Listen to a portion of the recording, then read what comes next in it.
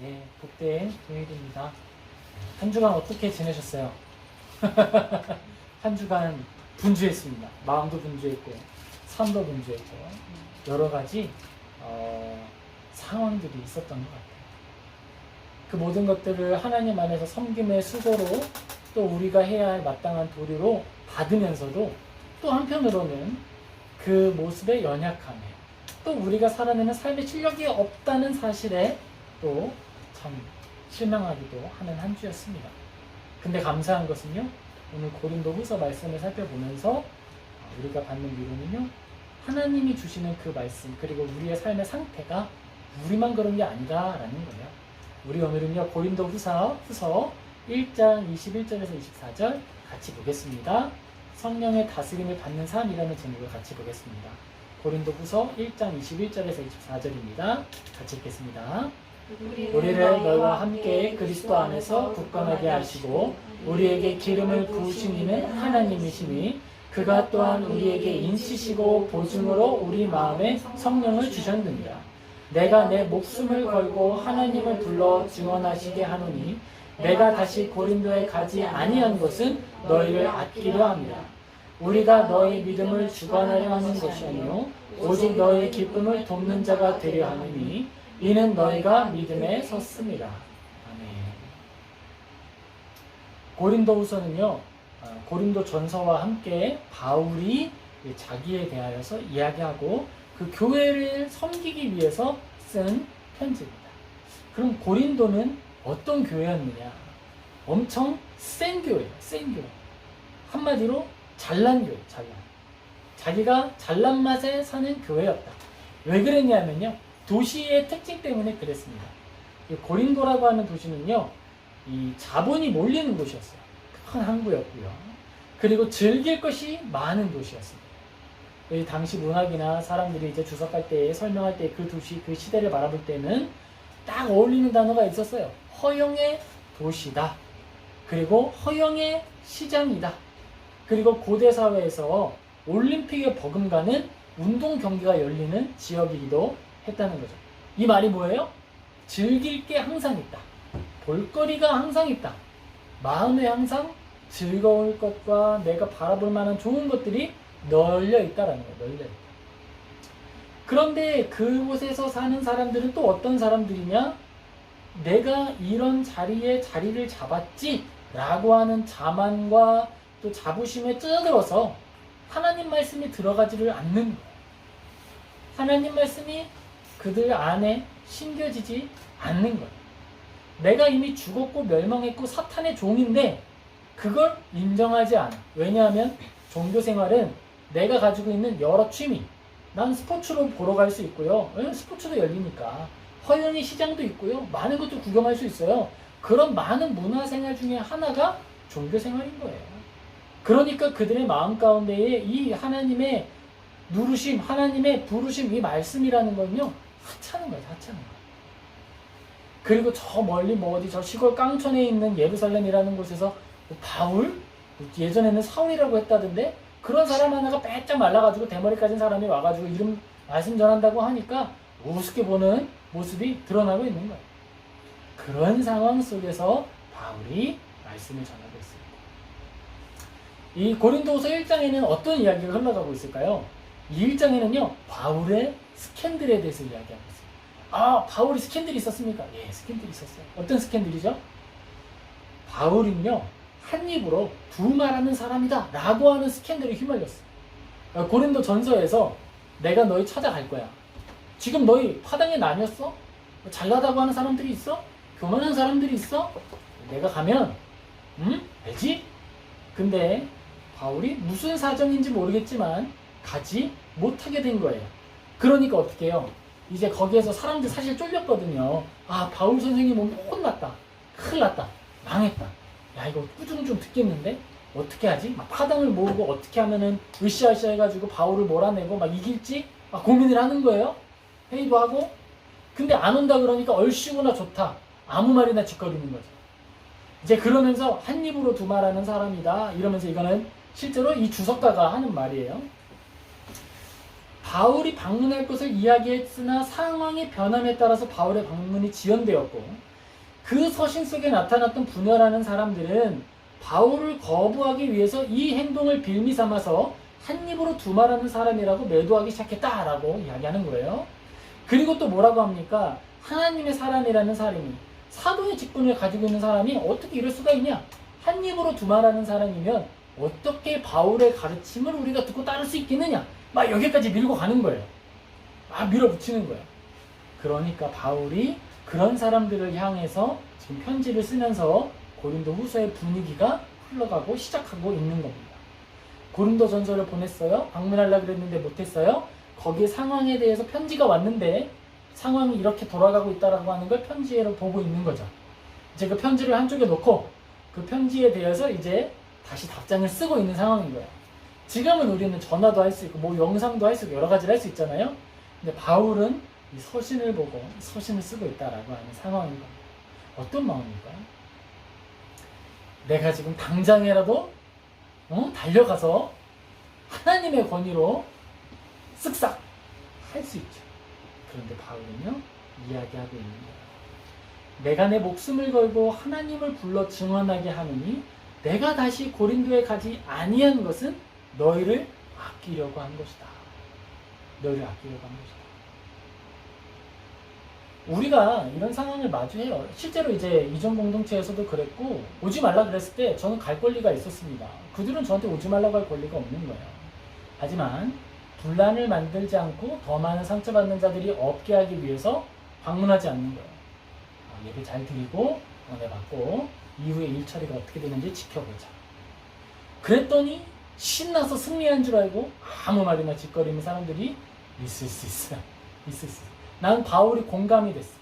그런데 바울은 이렇게 얘기하는 거야. 내가 가지 않은 것은 내가 연약함이 있거나 내가 찔리는 게 있어서가 아니라 그 공동체를 지키고 너희를 아끼려고 한 것이다. 아끼려고 한 것이다. 바울은 그 마음이었다는 거야. 왜냐? 지금 이렇게 틀어졌어. 그래서 감정적으로 대화를 하는 것이 아니라 질서 안에서 한 걸음씩 한 걸음씩 나아가자라는 것이었어요. 그래서 바울은 고린도후서 1장의 이 기조를 가지고 11장의 마지막까지 이야기를 이어가게 됩니다. 결국에는 어떤 이야기까지 하면요. 내가 나를 위해선 자랑하지 않겠다. 내가 부득불 자랑한다 그러면 나는 오직 나의 연약한 것을 자랑하겠다. 제가 읽어드릴게요. 내가 부득불 자랑할진데 내가 약한 것을 자랑하리라. 고린도후서 11장 30절에 바울이 이렇게 이야기하면서 자신을 변론합니다. 그런 흐름이 흘러가고 있는 거예요. 자, 그런 분위기에서 오늘 이 장면을 우리가 살펴보는 거죠. 제목이 뭐였죠? 성령의 다스림을 받는 삶이었어요. 자, 바울이 이야기합니다. 바울은 어떤 사람일까요? 바울은요, 가르침을 받은 족보, 그 가르침을 받은 계보에 있어서는 이스라엘의 제일 가는 바리새파의 스승으로부터 배운 사람이에요. 그러니까 하나님께서 말씀을 바르게 전할 사역자를 세우셔야 했는데 사도들은 겸손하고 온전하고 아름답지만 좋은 사람들이지만 뭐가 좀 부족해요? 이방 사람들에게 하나님의 말씀을 체계적으로 설명할 만한 가르침의 지식의 내용이 없어요. 그러니까 사도들이 많았고 12명이나 있었지만 성경을 제일 많이 기록한 게 누구입니까? 바울이 되는 거예요. 왜냐? 이방인들에게 하나님의 말씀에 대해서 구약으로부터 신약에 이어지는 약속의 확증들을 아주 면밀하게 설명해 줄 사람이 필요했기 때문에 그 사람이 누구다? 바울이었다. 아주 역량 있는 사람이라는 거예요. 그런데 여기서 우리가 위로받아야 할 한 포인트가 있습니다. 그렇게 잘 배웠고 그렇게 역량 있고 성령님이 동행하시며 사역 속에 능력이 나타나는 사람이면 막 설교하면 빵빵 터지고 엄청나게 많은 사람들이 회심하며 모든 것들이 이루어지느냐? 아니라는 거예요. 아니다. 고린도라고 하는 그 상황 속에서 바울이 찾아가지 못하게 되는 그런 상황 속에서 하나님이 일하신다라는 거예요. 하나님이 일하고 계십니다. 바울은 이렇게 이야기합니다. 너희를 21절이에요. 너희를 우리와 함께 그리스도 안에서 굳건하게 하시고 우리에게 기름을 부으시는 하나님이시니 이렇게 이야기합니다. 그리고 22절에 이렇게 얘기합니다. 그가 또한 우리에게 인치시고 보증으로 우리 마음에 성령을 주셨느니라. 바울이요, 자기 스승에 대해서 자랑하지 않아요. 내 권위가, 나 어디 졸업생인지 알아? 나 하버드 나왔어. 이렇게 얘기하지 않았다는 거예요. 성령님께서 우리 마음에 증언해 주십니다. 라고 하는 게 가장 사도가 가장 학식 있고 하나님과 친밀하게 지내는 그 스승이 하는 행동이다라는 거예요. 자신의 사도직과 자신의 능력과 내가 가지고 있는 행동의 정당성에 대해서 미사여구를 덧붙이지 않아요. 그저 우리에게 인치시는 분이 있다. 인치신다. 실링하신다. 확증하신다. 도장 찍으신다. 그가 누구시냐? 성령님이시다. 근데 이 사실은요, 사실은 좀 무서운 말이기도 해요. 들을 귀 있는 자는 들으라 하는 말이거든요. 선언적으로 선포하되 내가 가진 권위에 대해서 하나님 이상의 권위의 증언을 나는 필요로 하지 않는다라는 거예요. 내가 하나님의 사람이고 내가 하나님께 쓰임받고 있으며 내가 전하는 모든 것이 진실이라는 것, 내가 한마디로 두말하는 사람이 아니다라고 하는 것을 누가 증언하느냐? 하나님이 증언하신다라고 이야기하고 있는 거예요. 이 인치신다라고 하는 것을 두 가지 방향으로 살펴볼 수가 있어요. 먼저는요, 하나님의 증인이 되었다. 나는 하나님의 인치심을 받은 증인이다라고 하는 관점에서 하나 생각해 볼 수가 있고요. 또 하나는요, 하나님의 소유된 자다라고 하는 관점으로 인치심을 생각해 볼 수가 있습니다. 먼저 증인의 관점입니다. 우리가 하나님의 증인으로 살아가고 있어요. 그렇죠? 하나님의 증인으로 우리는 살아가고 있습니다. 자, 그런 우리가 하나님 안에서 살아가기 때문에 얻는 유익이 뭘까요? 하나님 안에서 살아가기 때문에 얻는 유익은요, 담대하게 살아갈 수 있다는 거예요. 담대하게. 바울은 담대할 수 있어요. 상황적으로는 지금 바울은 멀리 떨어져 있고요. 공동체가 멀리 떨어져 있잖아요. 그 공동체 안에 분열시키는 사람들이 여전히 남아있잖아요. 멀리 떨어져 있고 영향력을 발휘할 수가 없죠.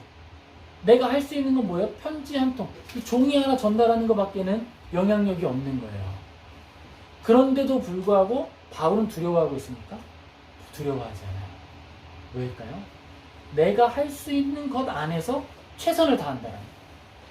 그 이상의 말을 하거나 그 이상의 행동을 하지 않는다. 우리가 우리를 변론하기 위해서 다른 행동을 하지 않는다. 왜일까요? 내가 할 수 있는 것 최선을 다하는 그 모습 자체로 하나님께 쓰임받기 때문입니다. 바울은 어떻게 쓰임받았습니까? 바울은 고작 생각했겠죠? 야, 내가 하나님의 사람인데 할 수 있는 게 이 편지 쓰는 거네. 하나님이 이것으로 역사하실 거야. 보냈죠? 그 능력을 따라서 어떻게 됐습니까? 오늘날 우리도 그 편지를 받잖아요. 그렇죠? 오늘날 우리가 그 효력을 받아요. 바울은 할 수 있는 일을 한 거예요. 편지 쓰기. 그랬는데 하나님은 그 편지를 통해서 시대를 초월한 가르침을 전달하게 하셨어요. 영향력을 주게 하셨어요. 교회를 넘어서 눈에 보이는 교회뿐만이 아니라 그 너머에 있는 많은 교회의 영혼들을 위로하는 자로 바울을 쓰시는 거예요. 이걸 어떻게 그 당시에 있는 사람들이 예상할 수 있겠어요? 답답은 했겠죠. 진짜 답답했을 거예요. 그러니까 고린도 후서까지 살펴보면요, 좀 느껴지더라고요. 저는 이제 이만큼 느껴지더라고요. 바울의 답답함이 느껴지더라고요.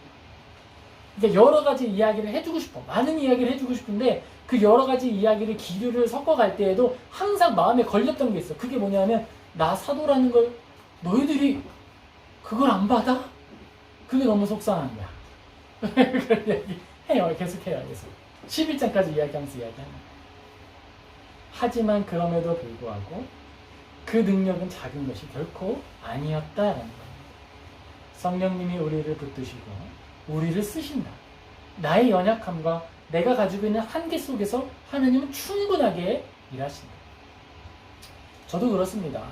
제가 이제 프랑스에 와서 사역을 하고 복음 전하기 위해서 이제 그 명함을 주문을 했어요. 이제 전도 누방 전도 하려고.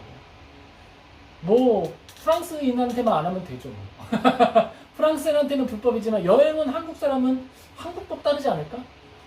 네, 그래서 이렇게 하려고요.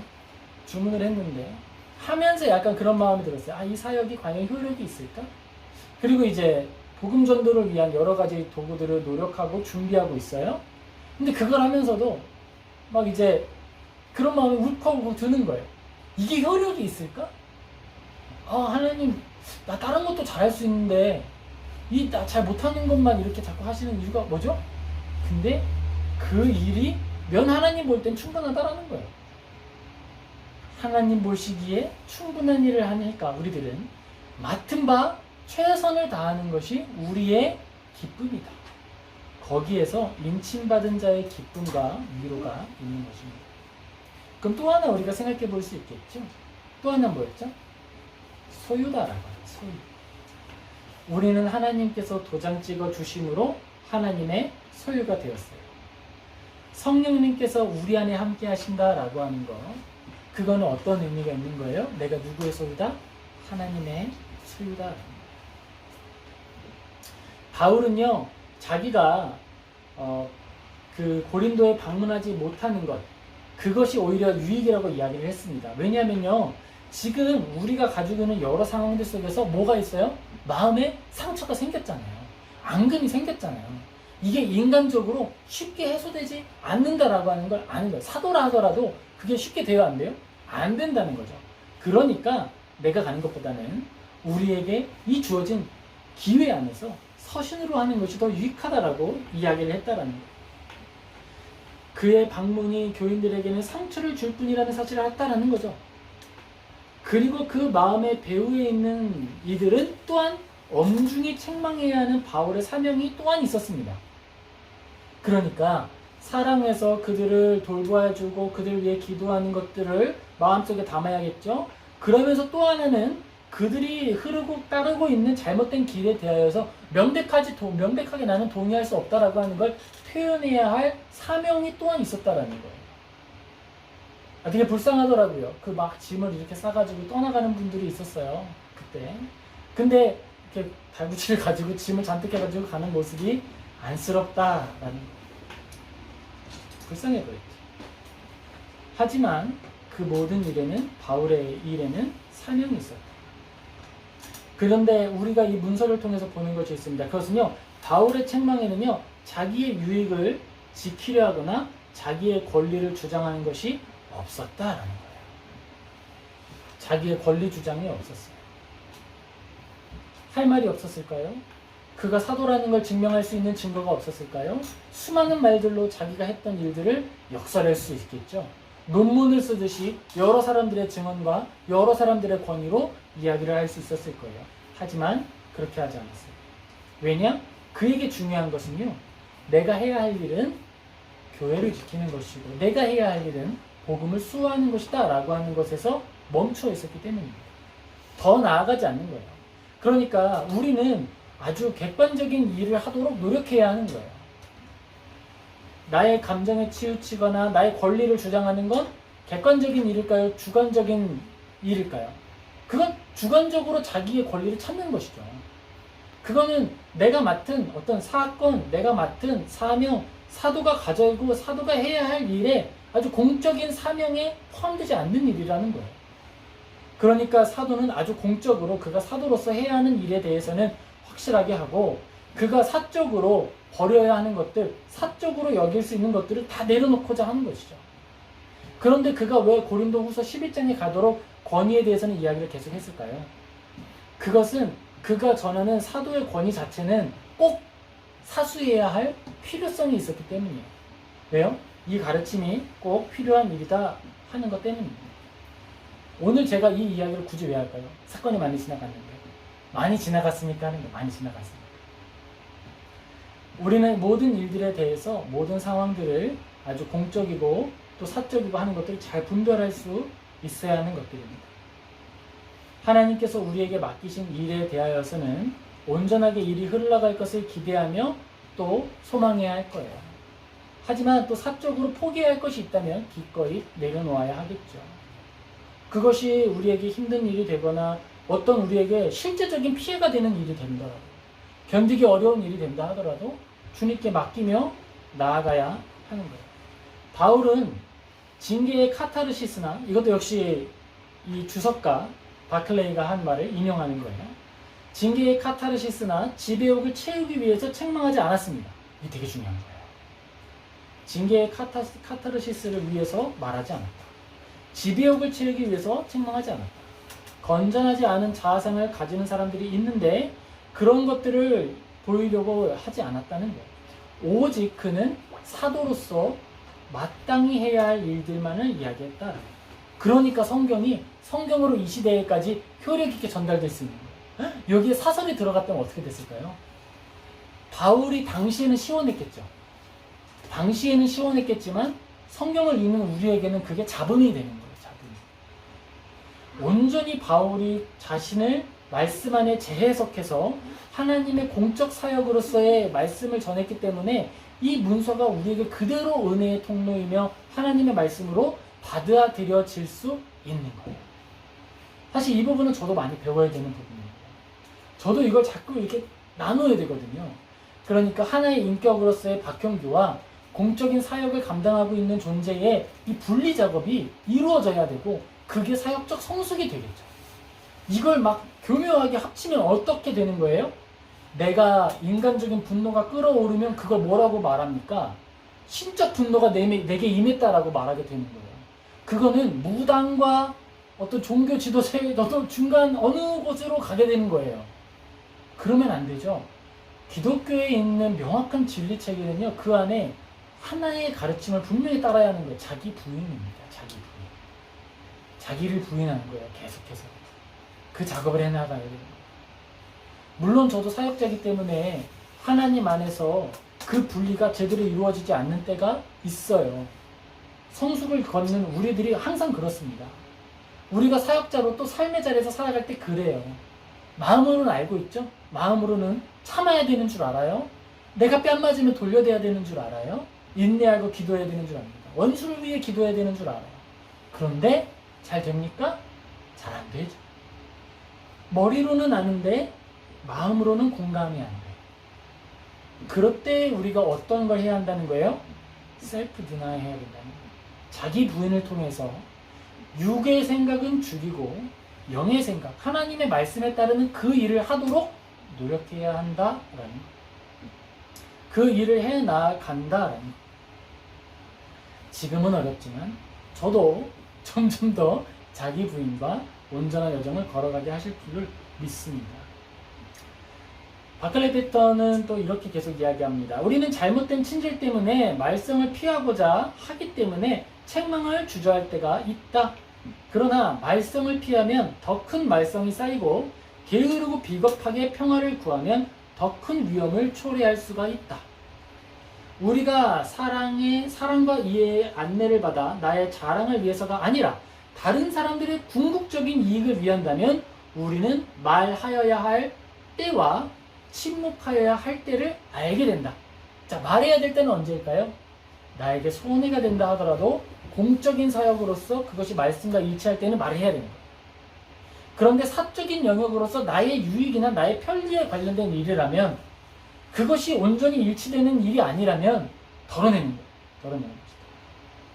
그렇게 주석을 하면서 바울의 지금 이 글 쓰는 사역에서 부인되고 있는 것이 무엇인가, 그리고 견지되고 있는 것이 무엇인가를 이야기하고 있습니다. 바울은 자기의 권리와 내가 가지고 있었던 권위, 그가 열심히 사역했고 매 맞으면서 얼마나 사역했습니까? 그것에 대해서 변론하고 싶었겠지요. 근데 그 변론을 압축해서 하나의 말로 하는 거예요. 성령이, 하나님께서 우리에게 인치셨다. 성령이 우리의 마음에 성령을 주셨다. 나의 권위와 나의 사역에 대해서는 뭉뚱그려서 하나의 말로 탁 묶어내는 거예요. 그리고 그것으로 족하다라는 겁니다. 왜 족할 수 있을까요?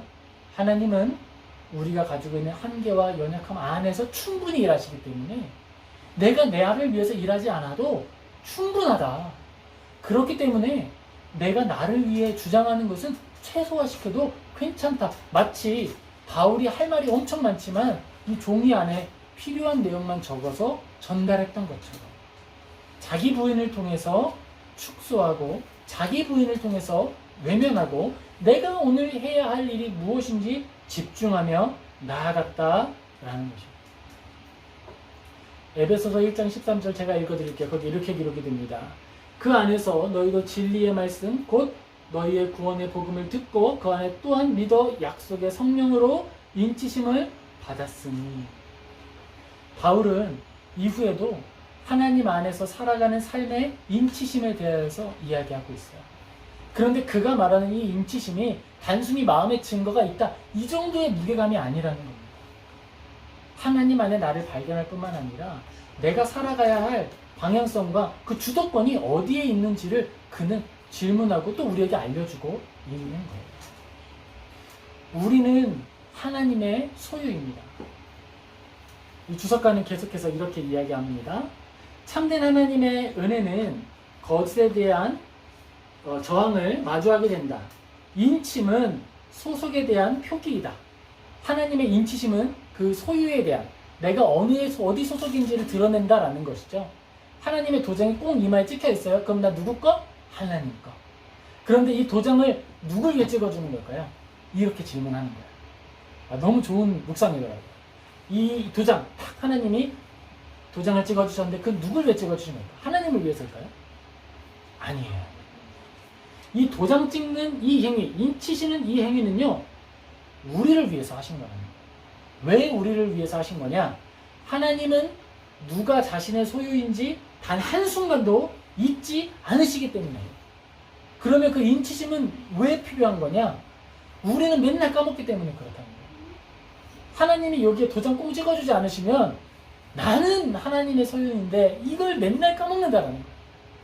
하나님이 내 소유가 됐다라는 것으로 충분하고 그것으로 감사하고 그것이면 충분히 했어야 하는데 매번 까먹으니까 도장을 찍으시고 성령님께서 그 도장 찍혔다는 사실을 매번 증언하셔서 우리에게 누가 너의 주인인지를 알게 하신다라는 거예요.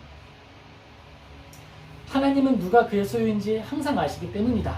하지만 사람은 성령의 인치심이 없으면 자기가 하나님의 소유라는 사실을 쉽게 망각한다.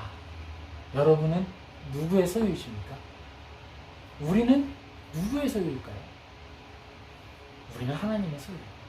이 하나님의 소유다라고 할 때에 어디까지가 하나님의 소유입니까? 나에게 주어진 모든 선택지와 나에게 주어지지 않은 모든 선택지가 전부 하나님의 소유입니다. 이걸 잘 기억하셔야 돼요. 나에게 없는 선택지가 있어. 야, 내가 이런 능력이 있었다면, 내가 이렇게도 할 수 있었다면 수많은 생각들을 할 수 있겠죠. 근데 나한테 없어. 그 능력이 없어. 그러면 없는 선택지이기 때문에 감사한 거예요. 왜죠? 그건 하나님이 없으신 거니까. 여기서부터 여기까지 선택지는 너한테는 없는 거야. 신경 안 써도 돼. 그럼 그거 신경 안 쓰는 게 자유한 거예요. 자유한 거. 오늘 찬양을 이제 이렇게 준비를 하는데 사실 전 찬양 준비하는 게 좀 쉽지 않아요. 근데 찬양 준비를 하는데 내가 이제 아내한테 여쭤봤어요. 코드 이렇게 해가지고 거기 안에서 좀 중간 템포로 이렇게 좀 그래도 이렇게 부를 수 있는 게 뭐가 있을까요? 그랬더니 아내가 질문하는데 왜 꼭 그 코드 해야 돼요? 그래서 제가 얘기했어요. 아니 선택지가 가능한 좁아야 고르는데 힘들지 않잖아요. 네, 그렇게 얘기했거든요. 바로 그 부분인 거예요. 우리 안에 선택지를 덜어주시는 건 나의 자유를 제한하는 것이 아니라 더 온전한 것 안에서 충실한 선택을 할 수 있도록 하나님이 도와주신 거예요. 도와주신 거예요. 나는 그 수많은 선택지들 안에서 무엇이 가장 좋은지 잘 고를 수 없기 때문에 5가지 중에서 2가지를 제어주신 3가지 안에서 한번 골라봐, 자유롭게 골라봐 라고 해주신다. 하나님은 우리의 주인이십니다. 그리고 하나님은 우리에게 소유의 도장을 찍어주셨습니다. 그리고 바울이 이야기합니다. 23절이에요. 내가 나의 목숨을 걸고 하나님을 불러 증언하시게 하노니 내가 다시 고린도에 가지 아니한 것은 너희를 아끼려 함이니라. 14절 우리가 너희 믿음을 주관하려는 것이 아니요 오직 너희 기쁨을 돕는 자가 되려 하니 이는 너희가 믿음에 섰습니다. 이것은 두려운 이야기이기도 하고 그가 할 수 있는 셀프 디나이, 자기 부인을 실행하는 이야기이기도 한 거예요. 내가 너희들의 믿음을 쥐고 쥐락펴락 하지를 않겠다라는 거예요. 선택해라. 너희들은 할 수 있다. 내가 너희들에게 수많은 말과 수많은 설득으로 쥐락펴락 하는 것이 올바르지 않다. 그것은 주관에 해당하는 것이지 내가 맡은 공적 사역에 해당하는 것이 아니다. 그건 하나님께 맡기는 인치심이라고 하는 걸로 탁 묶어서 한마디로 끝내는 거예요. 그리고 여기에 대해서 더 이상 이런 방구하지 않습니다. 누가 남고 누가 어떻게 될지는 아무 말도 않고 아무 관심 없는 거예요. 그건 내 몫이 아니기 때문에. 내 일이 아닌 거예요.